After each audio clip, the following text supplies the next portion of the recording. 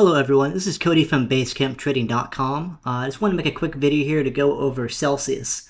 I'm watching it here on the weekly chart. We currently have a higher low on the weekly chart as of the start of this week. And so for us to trigger a bear flag for next week, I'm looking for a lower low next week. So you still have about a week for this to play out.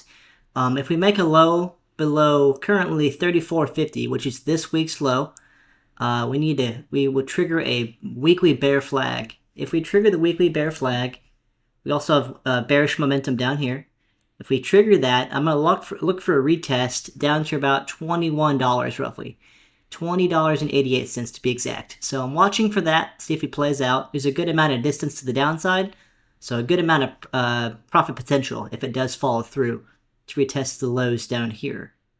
So I'm watching for that. We'll see if it plays out next week.